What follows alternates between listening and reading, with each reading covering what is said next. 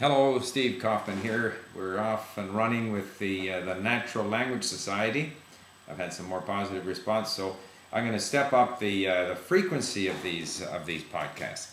Natural language. What do we mean again? We mean that it's natural to speak more than one language, and that we should learn naturally. I avoid the term multilingualism because I think many people would be very happy to speak just one more language. Some people can speak 3 or 4 or 5 more languages, but let's start with one. Many people had a difficult time at school even learning one language. And as I say, that's because the languages in school are not taught naturally. They're not taught in a way that basically matches how our brain learns. The brain takes time to learn.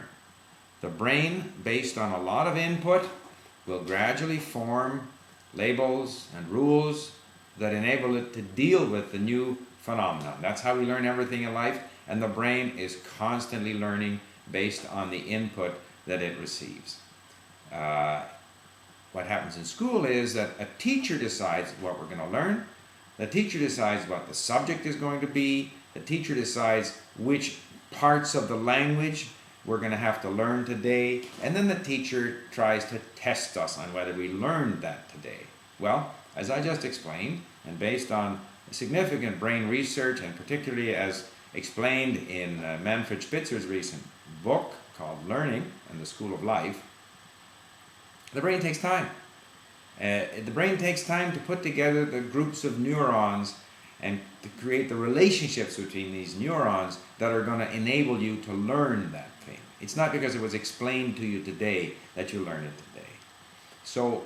But what is also pointed out in Spitzer's book is the more relevant the information, the more meaningful, and the more enjoyable, the better we learn.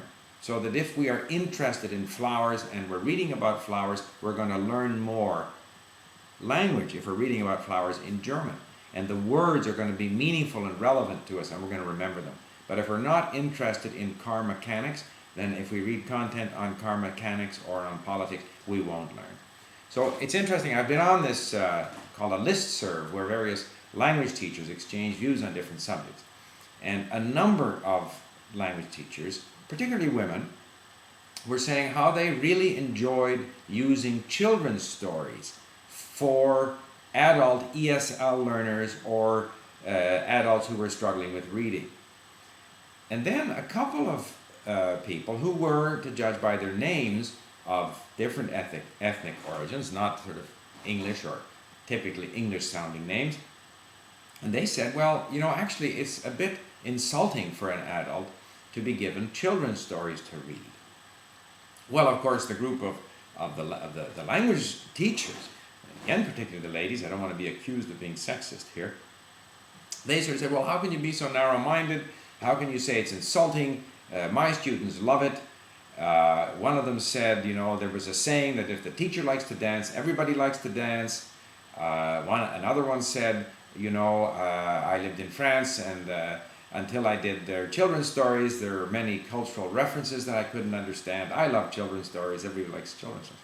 And I said to myself, and then I commented here, I am sure there are learners who like children's stories, adults. I'm sure there are some. I don't think there are many. I know I don't. I know that when I learned languages, I didn't like children's stories. I didn't like descriptions of the local moon harvest festival or whatever. I can remember having a Japanese lesson where they talked about irises and blue flags, 2 flowers. I still don't know the names of those flowers in Japanese. It's not a subject that interests me.